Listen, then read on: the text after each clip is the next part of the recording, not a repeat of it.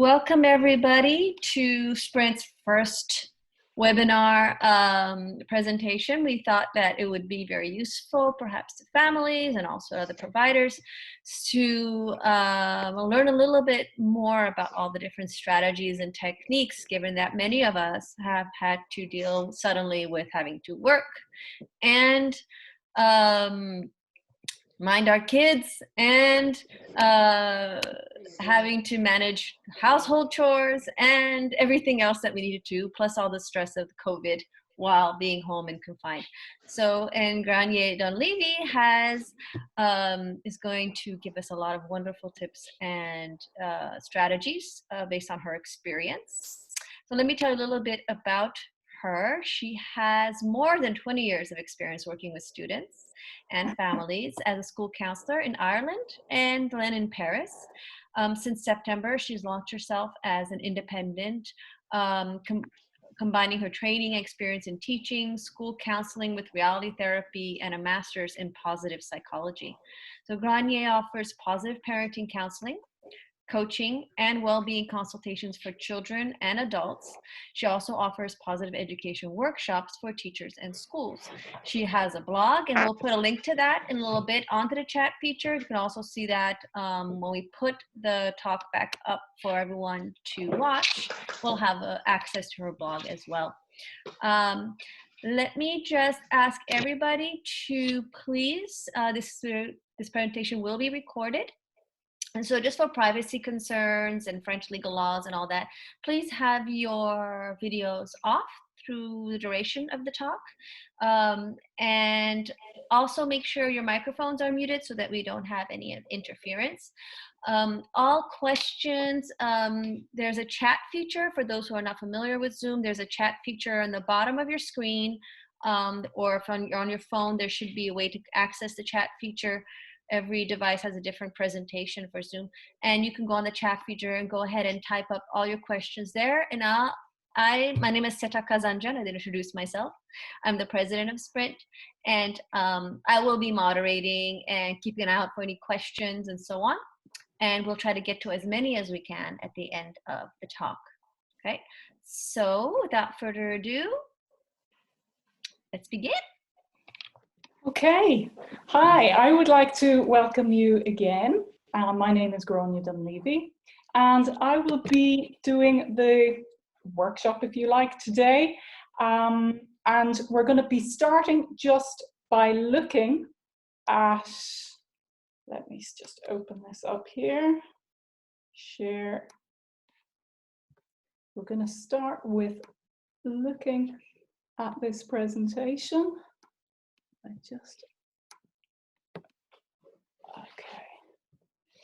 Parenting while working in confinement. The number of roles that you've taken on has made a huge change, not just to the amount of time that you're spending, but also to the relationship that you have with your child or kids, as well as with your partner and your boss. So that has brought about quite a number of different problems and quite a number of different emotions. One of the major emotions is guilt.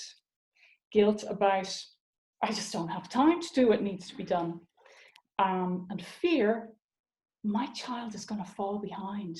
They're not concentrating, they're not engaged with learning.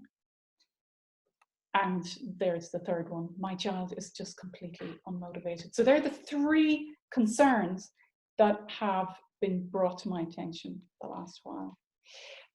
So we're going to be looking at a number of strategies that you can pick and choose from.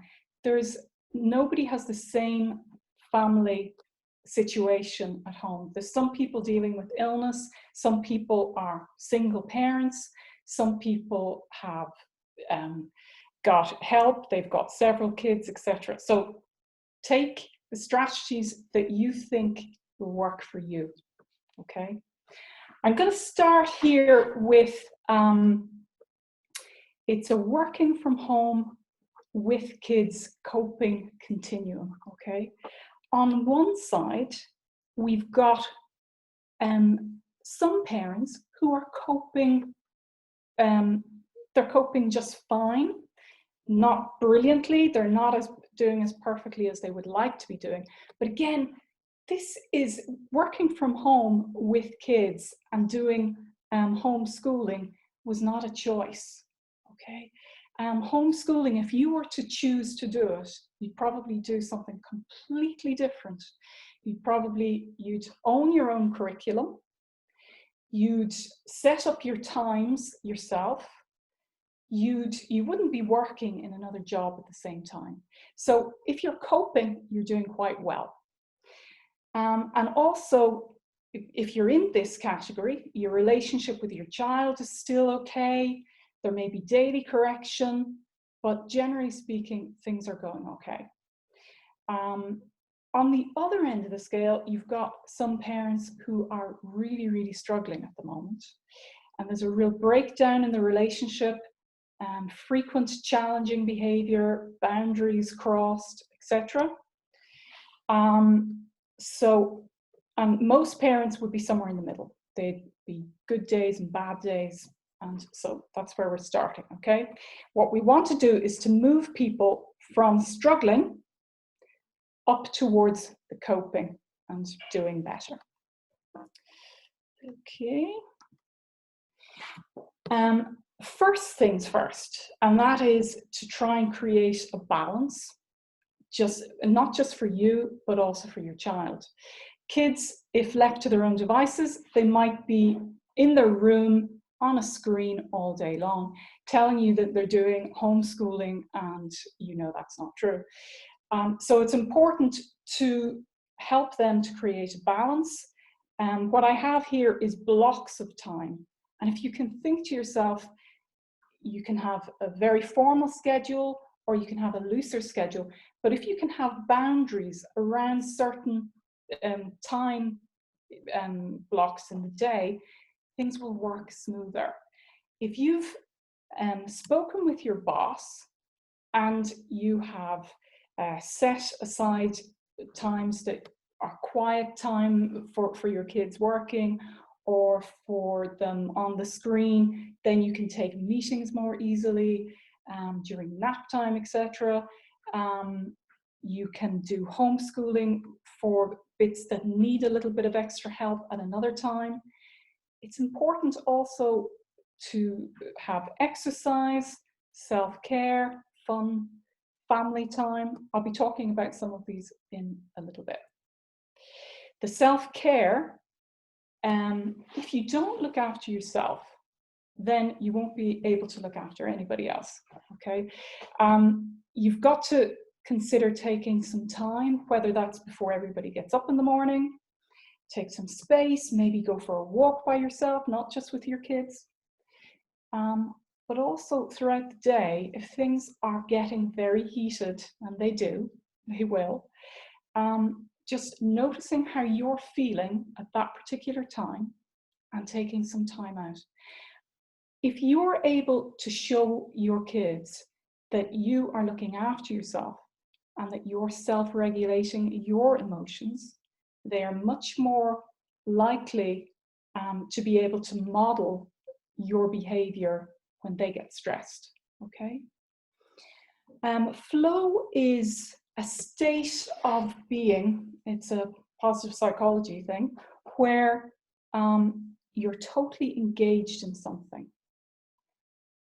Whether it's playing the guitar, whether it's doing art, whether you're reading, if you're in flow, it is really good for your mental health, okay? Yoga, meditation, all different things that you might like to try. If you haven't tried them already, YouTube is a great place to start with these. I mentioned already lining up work activities that need your focus for one block of time. And this could be during quiet time or nap time. And during this time, it may be important that your kids are either doing independent work, quiet time, busy work, or just screen. And it's okay if your kids are on the screen a little bit more than you would usually allow them.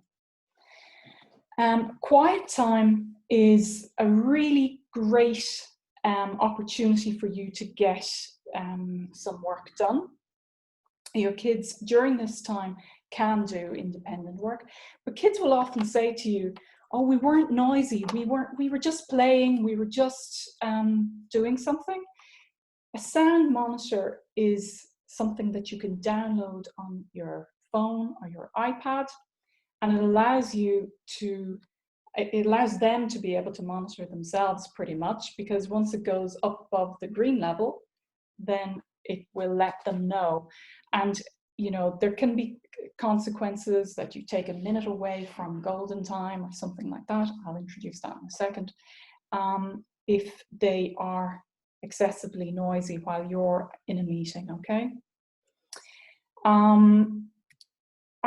This Picasso drawing that you can see right here is to demonstrate or to show you what a location might look like. If you've got a kid that needs a little bit of check-in help, or if you've got some younger kids, if you've got smaller kids, you can have them placed in front of you, okay? This is a picture of the parent, and their screen is faced outwards. Both the parent and the child have got headphones on, and the child has got their screen facing outwards, so that you can raise your head, you can lift your head, and you can see whether they're on task or not. Teenagers in particular are geniuses at just swiping the screen. So going from Instagram back and forth to their math homework, to their social studies homework, they're absolute geniuses. So setting it up so that their screen is outwards, your screen is inwards. A checklist on their desk is a good idea to make sure that they're not saying, where's my? They've got all the materials that they need before they sit down and begin. And I've got a visual schedule on their wall there, so I will show you what that looks like in a second. I also have a chair here in the corner for if you've got a younger child, to stop them from coming into your video call, okay? If you've got a chair, it just is a physical barrier. Okay. Can students access new learning through homeschooling? This is a question that I've asked here, and I've created this 4-quadrant axis to examine that. On the top, you've got instruction of new material, okay? On the bottom bit, you've got practice or further development of learning. And then on one side, you've got video conferencing or recorded material. And on the other side, you've got paper or worksheets and things like that. And again, can a student access new learning, new material through video conferencing and recording? And the answer here is yes. Can they access further development of learning through video conferencing? And the answer here is yes.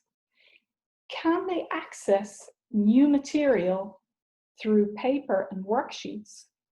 And an awful lot of students, especially students with learning difficulties, will really struggle with paper instructions.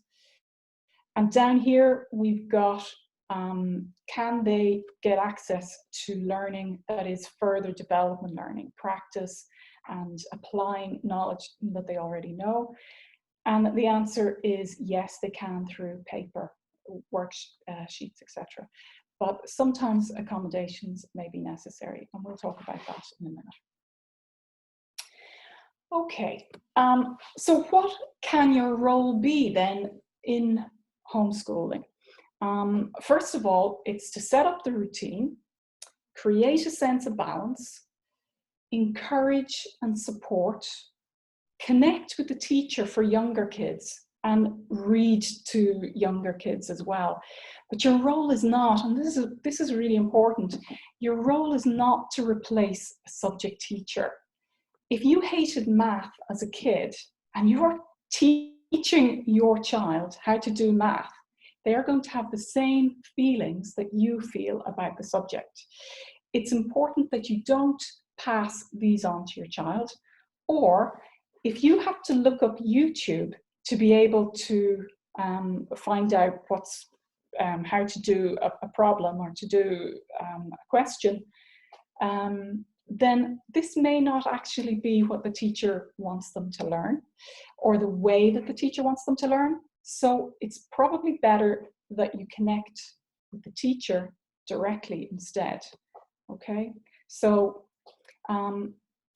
it's just something for you to think about. What you can focus on are things like increasing effort, increasing mental effort and perseverance for your child, okay? Building a relationship with your child and developing other character strengths such as creativity. I'm not sure whether you know, but when kids are bored, they become quite creative. In fact, one of the things that they say about our overscheduled kids today is that they have lost all sense of creativity because we have scheduled for them every minute of the day.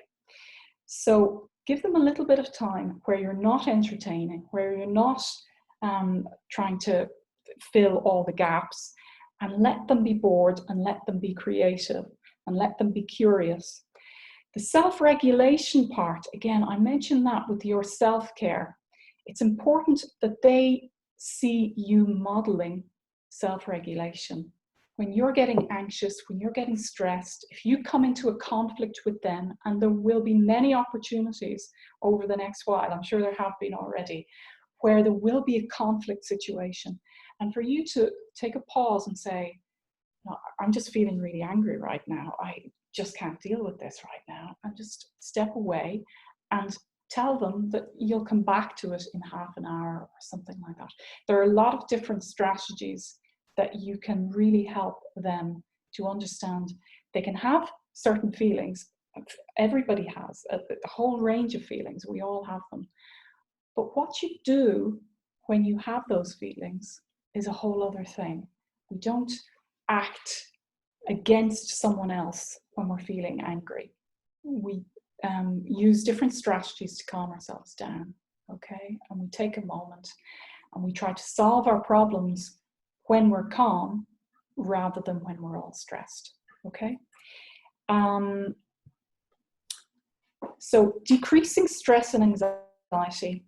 What's not important to focus on is sticking with the school schedule. Okay, you don't have to schedule your kids from like 9 in the morning until 3:30 or their usual class time.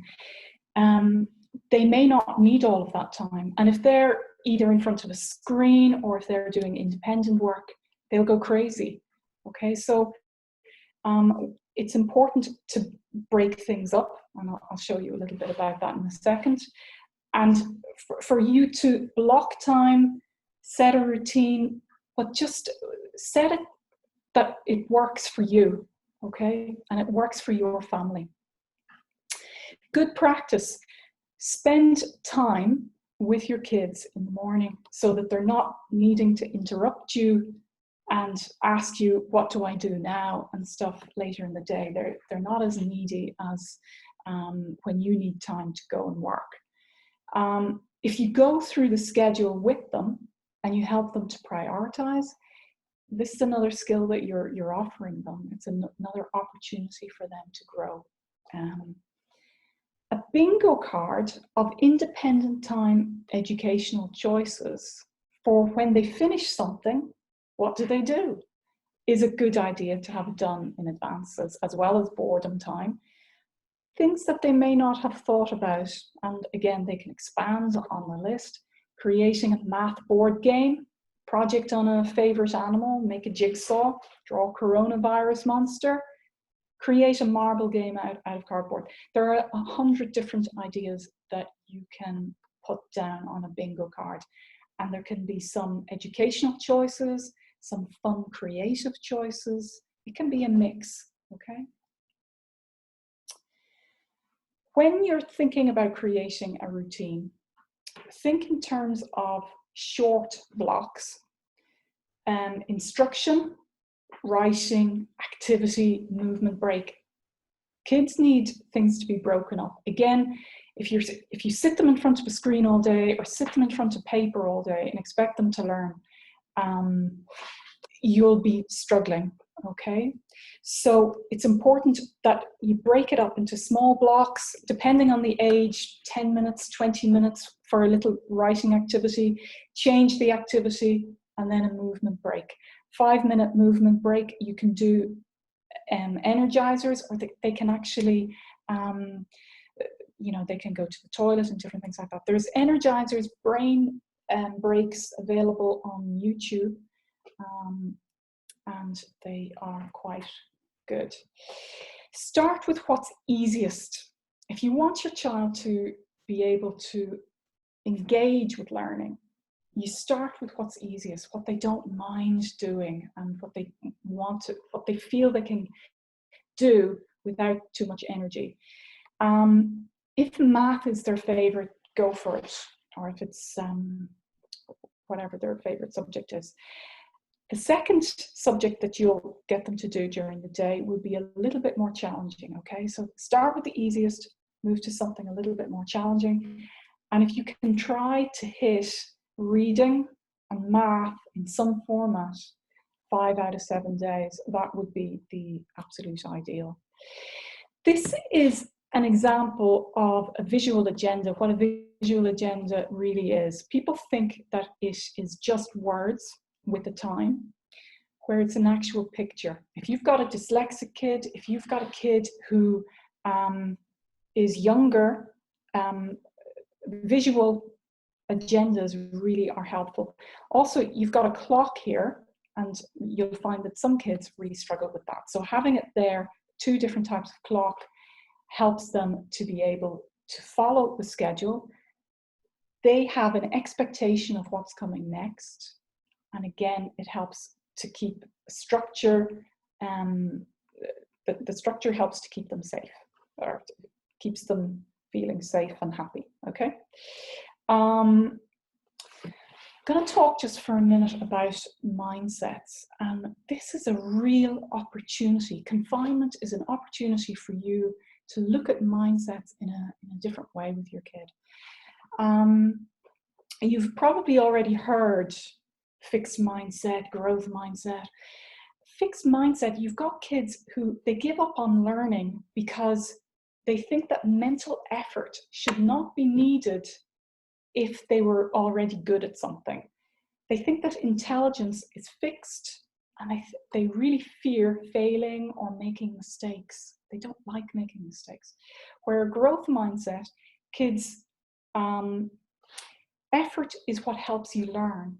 If you don't actually make mistakes, then you won't learn something new. If you're unwilling to put yourself out there, then you'll never come up with anything original. You'll never come up with anything that is really meaningful to you, because we all need to learn in order to get better at anything. I want you to look at your words and what your words are saying and how that impacts the growth mindset and the fixed mindset, okay? Things like, are you finished yet? Can you just get that finished, please? Can you just go and do it? What's the value implied by that sentence? Is it saying to them that learning is important, that that mistakes and that are okay? Is it? Take a look at these other phrases and maybe consider what values are implied by them. What do you find interesting about your project? You're actually suggesting to them that there is something interesting about the project. What skills or resources do you need to help you to be less frustrated with math if they tell you that they're just fed up with math, or they're just fed up with their social studies project? By asking them what skills or resources that they need implies that you understand that there's a struggle there, but you understand also that the struggle needs to be there in order for them to learn, in order for them to understand that mental effort is a good thing, is something that they need to engage with learning, to actually access learning, then we need to, within our words, with our language, use phrases that make that more, that imply that more for them, okay? Stretching mental effort can be done in a number of different ways. SAND timers are a super tool that can be used to help stretch effort. You can pick them up on Amazon or elsewhere for less than a tenner or in and around that. And you can get them for different times. Kids can see that there's a limited amount of time that they have to make mental effort for, that they have to really concentrate for.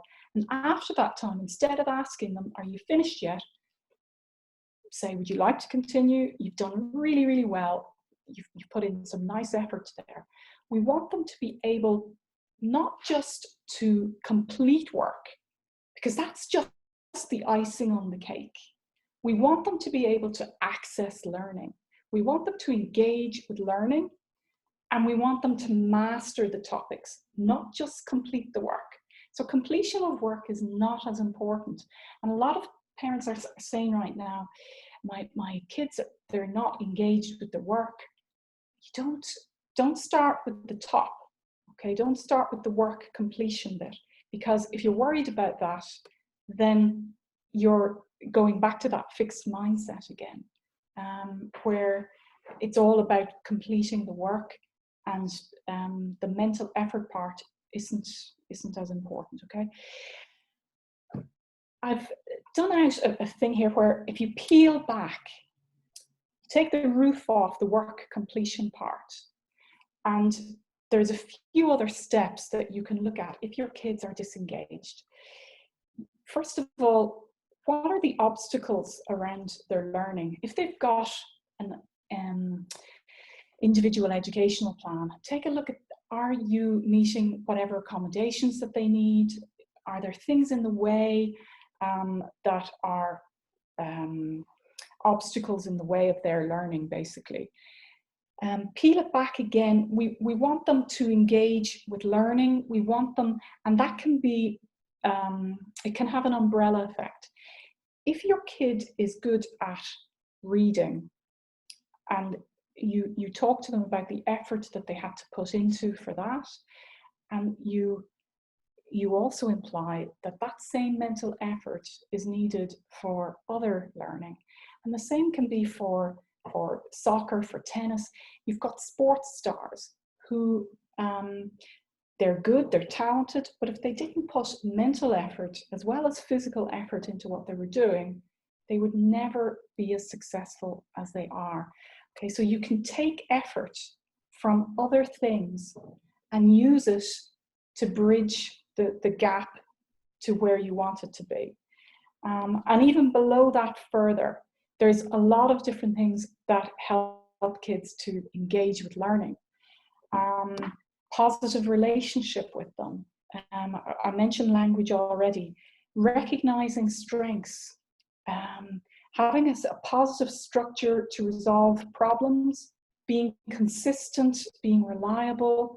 There's a lot of evidence that shows that a positive relationship really helps to aid learning. So we start there and move upwards, especially if a child is not engaged at all. Start with what obstacles, move back downwards, okay? There may be a certain amount of conflict that you're needing to deal with right now. Prevention is really better than the cure when it comes to conflict. Try to identify recurring patterns and see if you can avoid them, talk about them. If you're feeling angry, your child is going to be feeling angry. Feelings and emotions are quite infectious, they're quite contagious.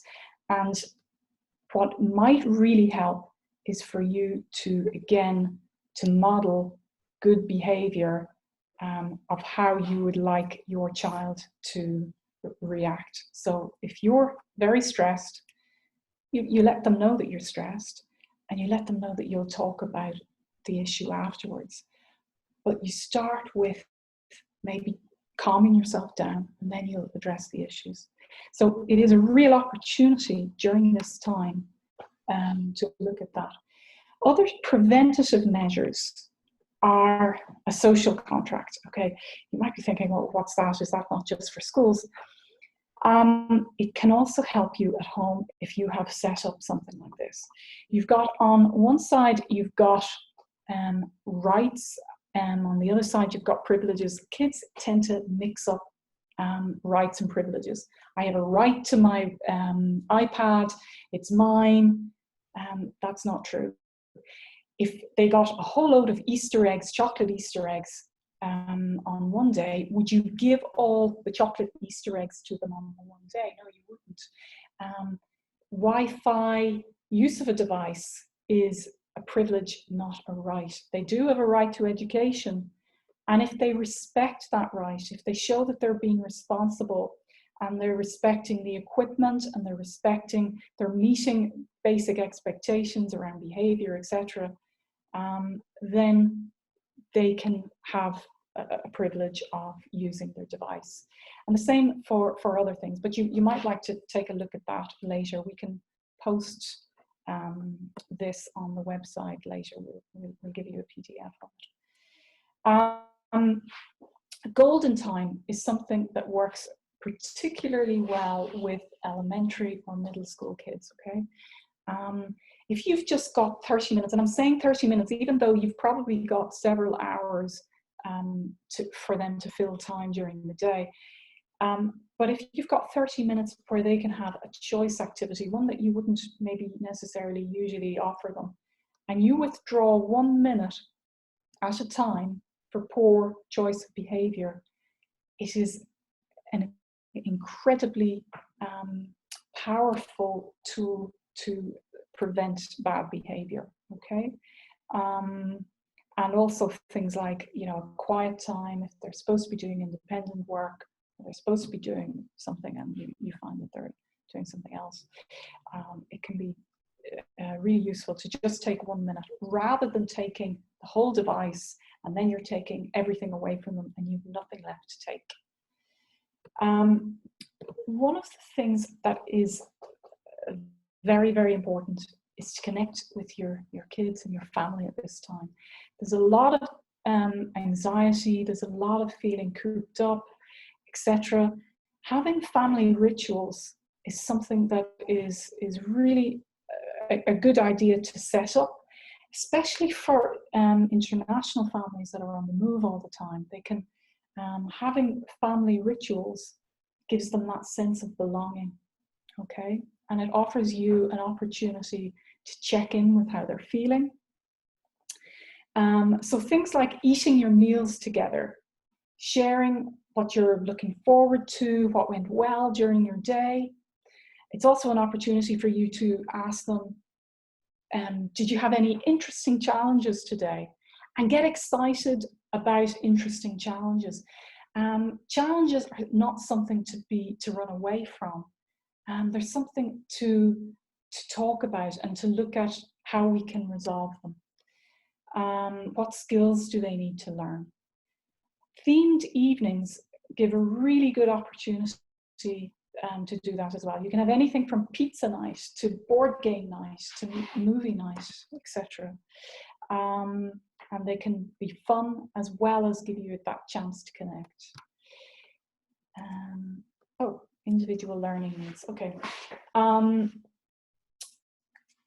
If your child has got an IEP, you'll have strengths and weaknesses already sorted out, okay?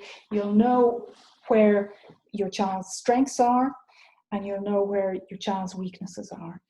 And one of the things that you might like to look at is what homeschooling is coming home. Are the accommodations that have been agreed upon put in place? Does there need to be any modification to the level? Now, you speak with the teacher about this, okay? Because there's a big difference between accommodations and modifications.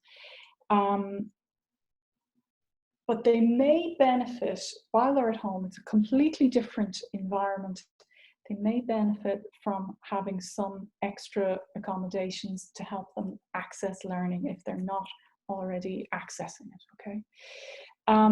Things like dyslexic kids might benefit from voice dictation, speech texter, Google Read and Write. Kids often find that background music, especially for some subjects like math, can just help them just get into a flow and just keep going. But again, this is for practice of a learned topic. It's not for a new instruction. If they've got a playlist, make sure that it's sorted before they come to the table, okay? Kids can take ages organizing their playlist if it's not done already. Movement breaks, if your child is ADHD, or if they just have an awful lot of energy on any particular day, having a movement break every 20 minutes might be really, really helpful to them engaging again with learning. And again, some kids benefit from changing tables, changing from a standing position to a sitting position. Okay.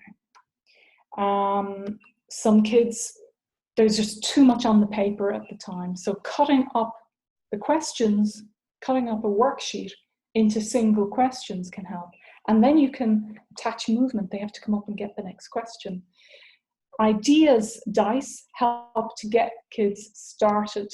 Things like, you know, who, what, how, where kind of dice. You can create them. This can be something that they can create during their independent time. Okay. Also, very importantly, at this time, there are going to be conflicts. There are going to be some struggles. It's important not to be afraid to be the parent, to set clear boundaries, realistic expectations for everybody, positively reinforce effort rather than completion of a task. Verbal recognition for using character strengths. So if they've been really kind with their sister, you recognize it, and you recognize it in front of the sister. If they're being very creative with their board time, again, recognize it. If they're persevering with something, you recognize it and you praise them for it. Set a clear boundary, though, for negative behavior. There should be a consequence. If you've got that rights privileges thing set up, then it's a really good thing to just say, okay, you've lost your privilege for this. And if they're younger, again, just a minute golden time is a good deterrent. I don't know whether any of you played a game of hot and cold when you were kids, but with hot and cold, you've got positive stuff. You've got like you're warmer, you're warmer, you're warmer, you're hot.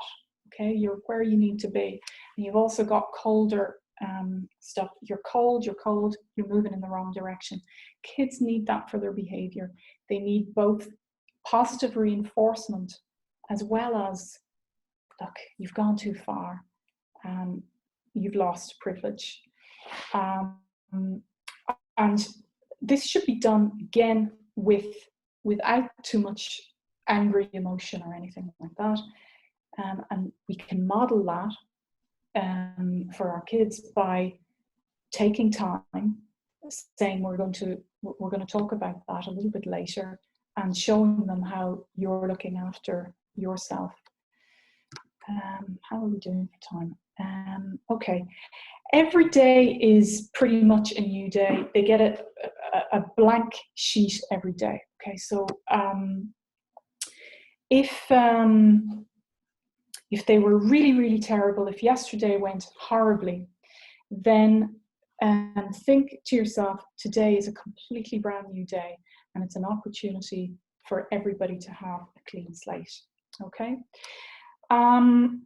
That's all that we really have time for at the moment. We've come to just 7:45, which is pretty much time for us to start looking at questions. But here are my details if you want to get in contact. positivechoiceparents@gmail.com. And again, I'm interested in questions, blog ideas, or if you want more individual support, contact me for an appointment, okay? And that's my website down below. Okay. Thank So you. Thank you, me. Grainne Dunleavy. Thank you very much. This is wonderful. We don't have anyone who has entered a question at this moment. Yes, the PowerPoint is going to be, well, the talk itself is going to be available. And then if we want to share the PowerPoint, we could put that up as well, perhaps, if that'd be helpful for people. But the talk is going to be available to watch again through the Sprint website or the Sprint Facebook site, where you can go in and have the link to go then to watch it. So I hope that's going to be helpful. Yeah. If anyone has a question, actually, there aren't that many participating today at the live. So if you want to just unmute yourself and ask the question directly, you're more than welcome to. Maybe a clarification about something. Anyone? There was one slide that it must have skipped through, and it was about setting an agreement with your kid about screen time. In terms of time, it probably went over anyway, but screen time, if you can have an agreement in advance, it can be really useful to come back to that for times, places that they can use their devices, and not to bring it to the table, and you have to model that too, by the way, and not to bring it to bed with them. Teenagers are really good at that. Chats at nighttime, 2 in the morning. Okay, it will be on the PDF anyway. Right, the limits of the. If there's any other questions, though. Perhaps you can suggest for people to turn on their camera. If they want to, like for privacy reasons, I would say to you, it's not important for people to turn their camera on. But if somebody does have a question, feel free to ask at this point. They can unmute themselves if they want to. Perhaps, I don't know how many of our participants or viewers later have much smaller children. I think a lot of these tips are great for maybe and easier to see with the elementary school.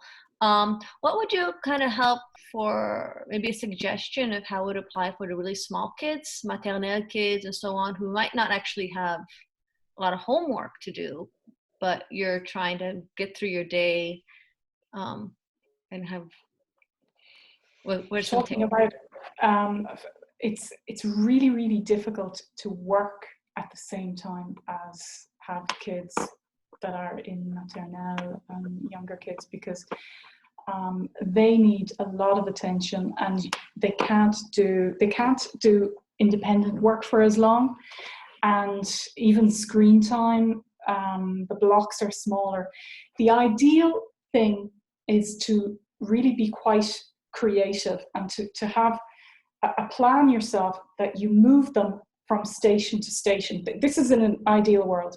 If you have like 3 or 4 different stations set up, you've got like a creative corner, you've got like a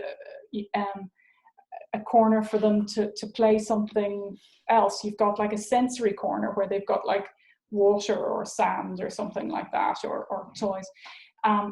Keep moving them. That would be my suggestion for younger kids. If you want time to focus on work, if you have to work, then move your kid around from station to station, and just things that they like doing, but don't leave them too long. Even if they look happy, move them along. That would be my advice for maternal kids. That's the wrong word. Yeah. In English. Okay, Sandra has a question. I have a 4-year-old on the spectrum and is addicted to screen and won't settle for any other activities. How do I manage the situation? a really, really difficult one, because 4-year-olds, you can't reason with 4-year-olds. And it is a case of, my advice would be, I don't know whether you've used any social stories, but having a social story where the child gets the device at the end of the day, or whatever part of the day that you want your child to have the device, is a really good idea. So you draw the social story if it's not already created.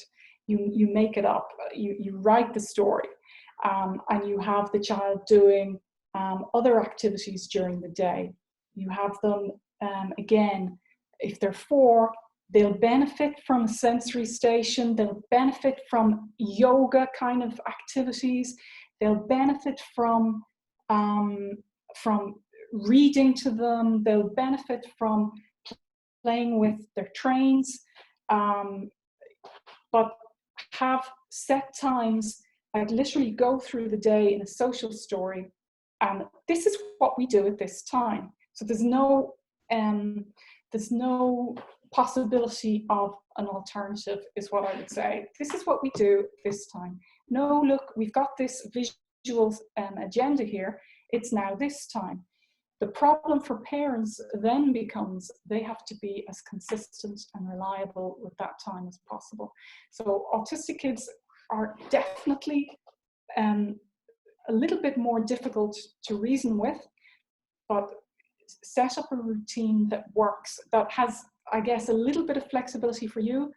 If you wanted to have flexibility, I would recommend that you get Velcro for your visual schedule, and you go through the schedule with them at the beginning of the day, but you inform them in advance. We're going to do this now, we're going to do this then, okay? And on your social story, there is evidence of that change of routine as well. So I hope that helps. Right. As it is a struggle with kids on a spectrum. It does depend on how difficult it is to get them to move from one task to another. But I guess that the limits, that it's harder for the parents sometimes to follow with those limits. But yeah, as you said, I think that would be helpful. Any other questions, any chance? Okay. So I think we will wrap it up here. Thank you all for attending.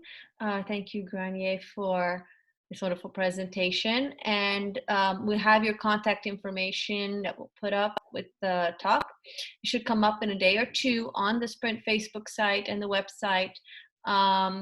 And you, for any further questions for her. We will be having another talk next week, where Elle Stahl will be talking about systematic art therapy, but that might be of interest to some people. And we'll put more information on that for you, for everyone, coming up soon. Thank you, and come back. Okay. Thank you very much. Thank you, Grainne.